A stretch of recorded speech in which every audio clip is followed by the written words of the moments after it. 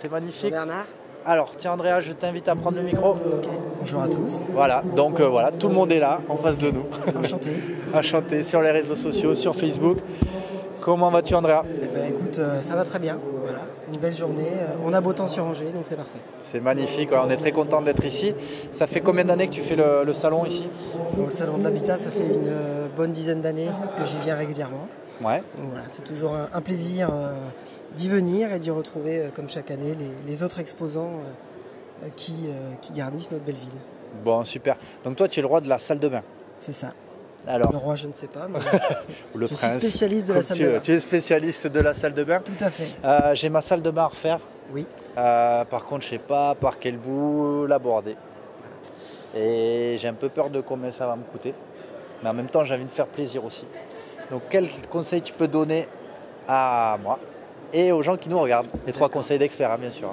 Tout à fait. Le premier conseil, c'est de définir votre style. Est-ce que vous souhaitez une salle de bain authentique, classique, design, Authentique, classique, design, contemporain.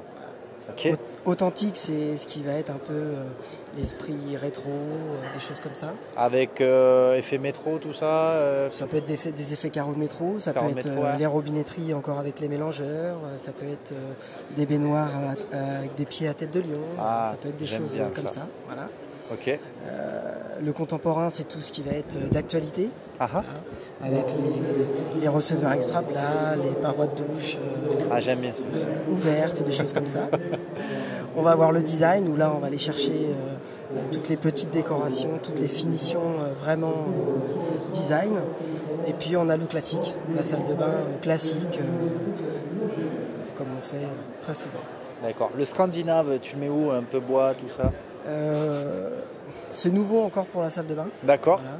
C'est vrai qu'on voit de plus en plus des meubles avec les pieds vraiment scandinaves.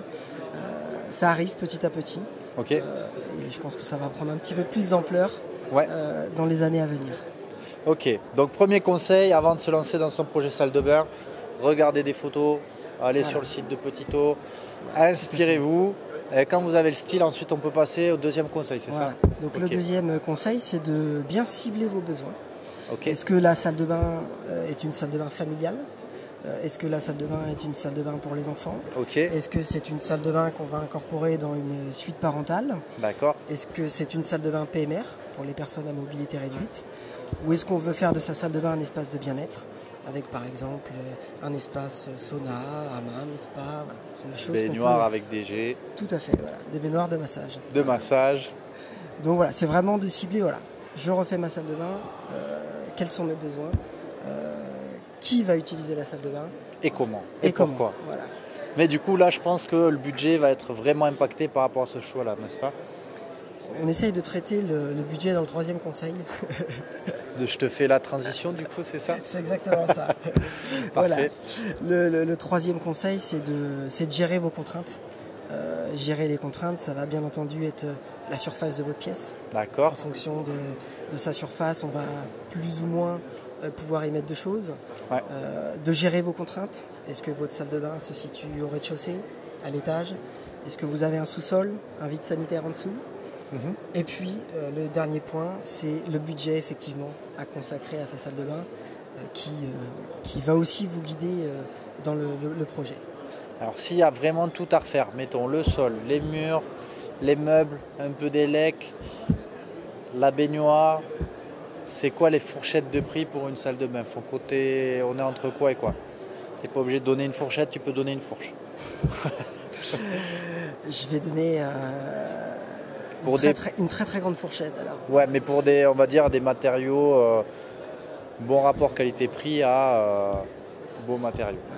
Alors si vous faites venir un professionnel pour la partie plomberie, la partie carrelage, que vous appuyez sur des matériaux de qualité, il faut compter entre 10 et 15 000 euros. Ou un prix au mètre carré. Ouais, ok. Il n'y a pas forcément de prix au mètre carré. D'accord, ça dépend ce qu'on met dedans, quoi. Voilà, le prix de la pose va sensiblement être identique. Ce qui va changer, c'est le coût des matériaux. Vous pouvez choisir du carrelage ou de la faïence à 20 euros du mètre carré, comme on peut choisir du carrelage et de la faïence à 150 euros du mètre carré. T'es comme ça, toi? J'ai eu travaillé. Ok.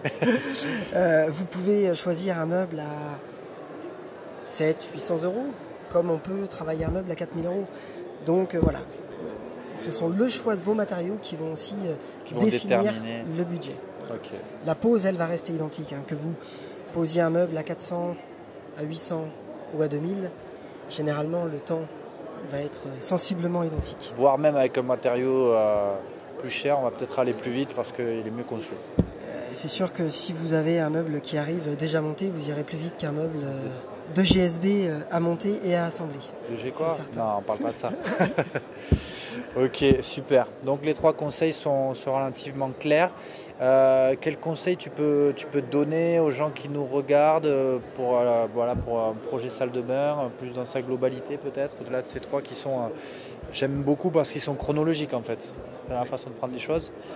Est-ce que vous faites vraiment, vous pouvez gérer le projet clé en main? Alors nous, tout à fait. Donc moi, j'ai rejoint la société Petito.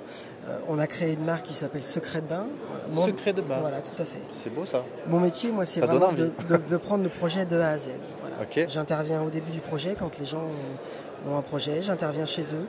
Je fais un relevé de cote. J'écoute leurs besoins. Je leur travaille un plan 3D.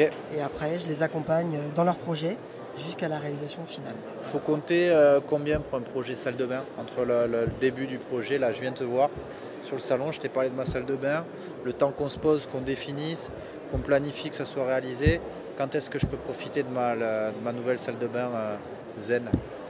Il faut compter, on va dire qu'un projet, entre le premier contact et la réalisation, peut se passer quand même un bon trimestre. Ouais, j'allais dire 3 mois. Ouais. Après, il y a des délais d'approvisionnement en fonction du temps de fabrication du meuble, des produits que vous choisissez.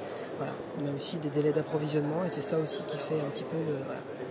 En tout cas, retour d'expérience et de travaux avec tous les gens avec qui on échange pour leur projet de salle de bain. Si vous pouvez avoir une entreprise qui gère tout de A à Z, c'est quand même une forte recommandation que je peux donner parce que sur un petit espace, la salle de bain, il y a plusieurs métiers à coordonner, l'électricité, la plomberie, le carrelage, le placo, la peinture. Donc si vous avez une société comme Petito qui fait tout, je pense que c'est également le 4e conseil d'expert qui pourra vous être bien utile. Tout à fait. Et de se faire plaisir parce qu'on fait sa salle de bain tous les 25 ans en moyenne. Donc voilà, il ne faut pas hésiter aussi à se faire plaisir de ce côté-là. Bon, bah écoute, c'est génial, tu nous as donné des inspirations. Tu peux nous dire 2 mots du coup sur Petito, qui vous êtes, comment on peut vous retrouver? Tout à fait. Et Secret de Bain, bien évidemment, voilà. Tu m'as bien plu avec ce petit nom là. Donc la société Petito est une société qui est installée à Saint-Barthélemy. C'est une société familiale. Moi, j'ai rejoint l'enseigne Petito sur le début d'année 2018 pour apporter mon savoir-faire au niveau de l'agencement de salle de bain. Voilà. Petito est à la base un spécialiste de l'électricité et on a un complément d'activité maintenant avec l'agencement de salle de bain. C'est top ça. Qui a vu émerger la marque Secret de Bain dont je m'occupe. Génial. Donc, combien de salles de bain ton actif alors depuis le début de l'année là? Depuis l'année, on commence ensemble, donc on est rendu à une dizaine. Une dizaine, ouais. Très bien. Moi, ça fait 12 ans que je fais de l'agencement de salle de bain. 12 ans de la salle de bain. Et quand je disais le roi de la salle de bain, j'étais pas loin quand même. Le prince, quand je serai rendu à 30 ans, peut-être. Ok, top. Du coup, vous avez un site internet aussi pour Secret de Bain ou c'est par Petito qu'on passe? Secret de Bain, le site sera prochainement en ligne, tout à fait. Ça sera secretdebain.fr. Quant à Petito, effectivement, on a un site internet, petitoenergie.fr, pour tout ce qui va être électricité, domotique, climatisation, chauffage. Et oui, Cédric n'a pas pu être là, c'est dommage, on avait plein de belles choses à vous raconter sur la domotique. On lui souhaite un bon rétablissement. En tout cas, voilà. Dites-nous en commentaire si vous avez des questions ou si vous avez aimé les conseils d'Andrea. On a la régie qui est là pour nous poser les questions en direct. Jean, des questions? Beaucoup de bonjour. Écoutez, bonjour à tous. Bonjour à tous. Voilà, dites-nous d'où vous nous regardez. Nous, on est en direct d'Angers sur un très très beau salon.